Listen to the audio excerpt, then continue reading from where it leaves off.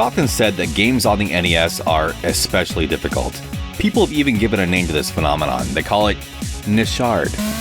I mean, NES-Hard. But you know, people say all kinds of stuff. Personally, I've never understood this.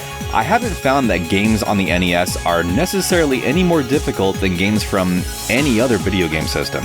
There's no denying that the NES always has the highest density of titles on any given hardest games of all time list, but I'm of the opinion that the reputation of many of these games is stronger than the actual challenge they present. So let's start here. What games do I think are hard? Well, all of them. All of these games are hard. These games are hard. These games are hard. Any game is difficult before you learn how to play it, right? Case in point, anyone who has any significant experience with the NES has probably spent more time with this series than any other. And I don't care what you say, each of these games at one time presented a serious, legitimate challenge, and beating them was absolutely an accomplishment worthy of some schoolyard boasting. But no one ever really thinks of them as hard games because, well, we've all played these games to death at this point, and familiarity has now dulled the challenge they once presented. And if none of us old-timers are calling these games hard, the next generation of gamers probably won't either.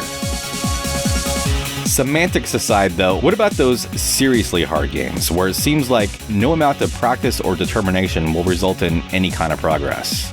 Well, let's see, Battletoads, Ghosts and Goblins obviously, Ninja Gaiden, the whole series, Castlevania 3 is even harder, Mega Man, the first one. How about The Adventures of Bayou Billy?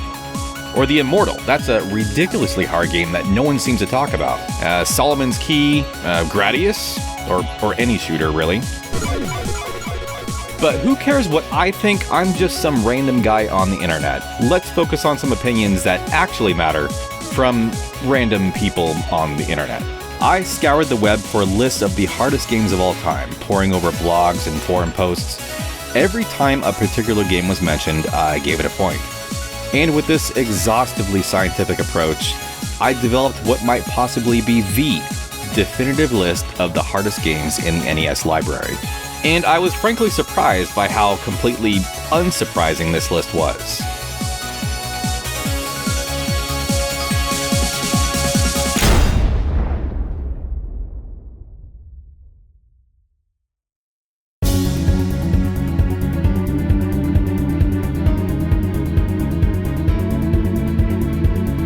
So right away I have some issues with this list. I won't deny that all of these games are notoriously difficult, but I think some of these games are simply notorious for being notorious.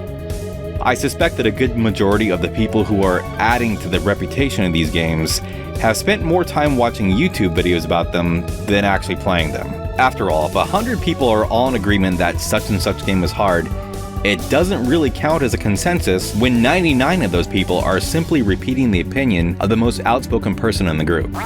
Now you may be thinking, hey, it sounds like you're saying people can't think for themselves. Oh, they absolutely can. It's just that generally, they don't. There's this guy on YouTube who you may have heard of. He's been around for a while. He has kind of a review channel, and his shtick is that he plays these old games and then gets really worked up about how bad they are. I won't bore you with the details, but there's a lot of cursing and a lot of feces, so if that kind of thing entertains you, you should go check him out. Anyway, this is his list. I mean, I guess it's possible that the rest of the internet has independently arrived at the same conclusions as one of the most popular retro gaming channels on YouTube, but I don't think it's a coincidence that the order of the games on this list I just made, from dozens of sources by the way, more or less matches the popularity of the videos that accompany each of these games. Remember that hypothetical group of 100 people I mentioned earlier? If that was too theoretical for you, what if instead of 100 people, we were talking about 10 million? Know what I'm saying? Also, Contra? Seriously? Alright. So, being a man of science, I'm going to perform a little experiment. My theory is that most of these so-called hard games aren't nearly as difficult as popular opinion would have you believe. I think that with a little practice, many of these games realistically present no more than a moderate degree of challenge. So I'm going to investigate each of these games one after the other to see how deserved their reputations are. I'll first do a cold, unpracticed run through each game to see how far I initially get before a game over, and analyze what exactly makes them hard games.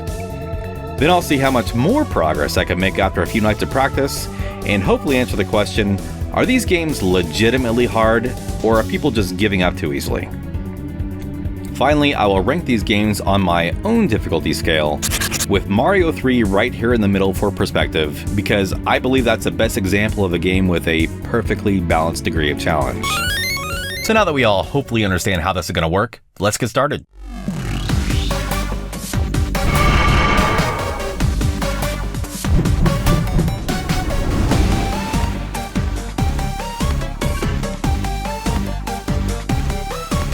And I don't even know where to start here, so I guess I'll let Chance decide this.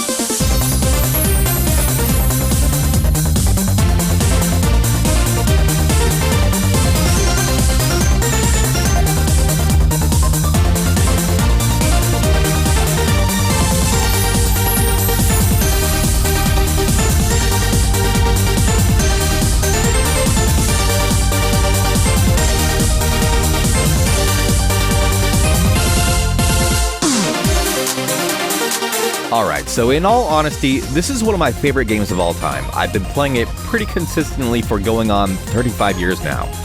So a cold, unpracticed run for me is not necessarily an accurate representation of what it would be like for someone with less experience. So in the interest of fairness, I'm going to find some other guinea pig to help me out with the first impression segment of this video. This is Paco, he will be assisting me today.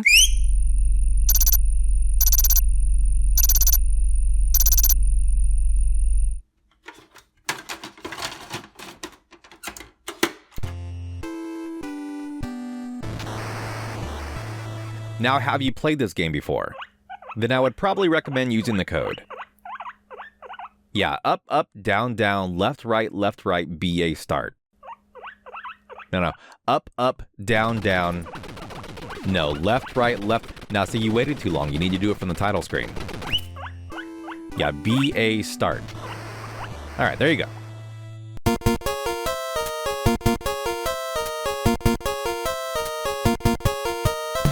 Okay, from the very start, Contra throws a lot of stuff at you and it never really lets up. There's enemies constantly jumping at you from all sides, bullets flying all around, turrets popping up out of the ground, screen-filling bosses, bullets, spikes, bottomless pits, bullets, giant robots and aliens, and tons of bullets.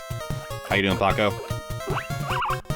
Now, making contact with any of these things is instant death. There are no hit points in the game, no health recovery items, or heart containers. You'll have plenty of opportunities to upgrade your standard pea shooter to a more powerful weapon, but if a single bullet so much as grazes your shoulder at any point during the game's 8 stages, you are dead and your weapon upgrade is gone. There's the infamous 30 life code, of course, but if you aren't familiar with the stage hazards and enemy spawn points and behaviors, you'll burn through all those extra lives much faster than you'd think.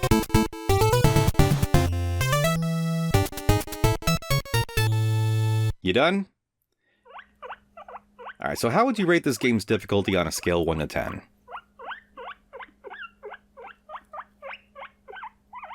Okay, that sounds about right.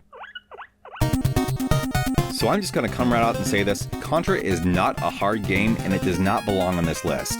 Now I'm actually glad we landed on this game today by chance, because it gives me an opportunity to point out the difference between a hard game and a challenging game.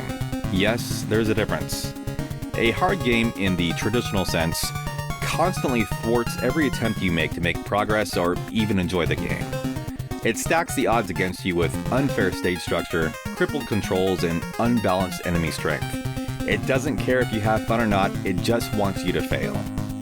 Now, a challenging game, on the other hand, wants to be beaten, and it gives you all the tools necessary to do so. It looks at you and says, "Hey, I'm awesome. Won't you please come up to my level and be awesome with me?" And while it may not make progress necessarily easy for you, it constantly encourages you to try again, to learn those patterns, to hone those reflexes, and it rewards you with a sense of accomplishment when you beat the game, not because you got lucky or somehow tricked your way into victory, but because you became the player that the game knew all along you could be. Now, Contra is the epitome of a challenging game. It isn't easy by any means, but if you have the skills to survive the first stage, you are more than prepared to face the rest of the game. It sets the bar very high from the outset, however it offers a very gradual difficulty curve that really only spikes in the game's final stages. If you can get through the admittedly brutal 6th and 7th stages, you'll find that the 8th and final stage is, by comparison, practically a leisurely stroll to the end credits. A benevolent gesture on the game's part to reward you for skillful play. The game is in fact full of little concessions and design choices that exist solely to make life easier for you, the player. Take the 5th stage for example, the snowfield.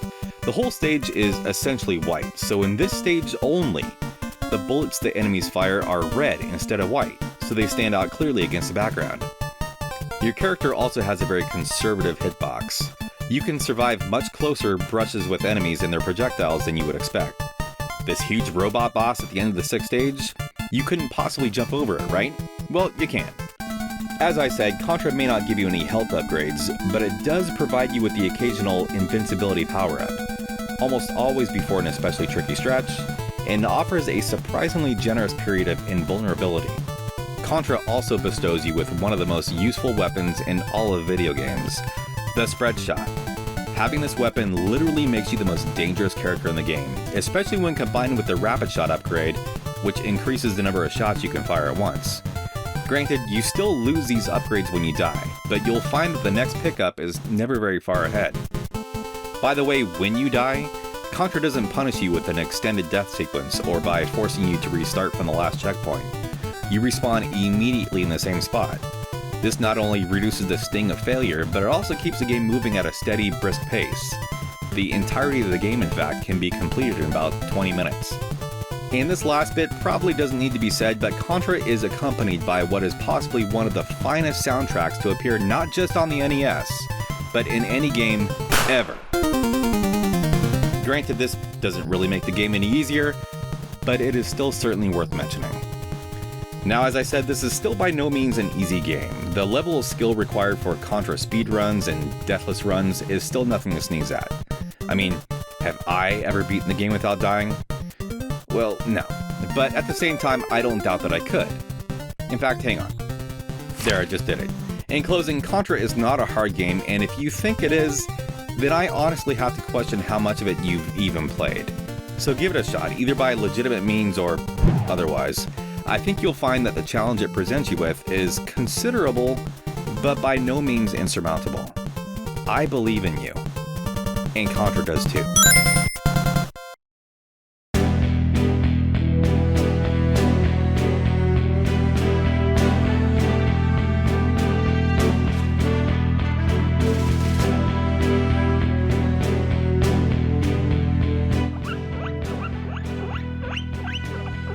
Well, I don't know.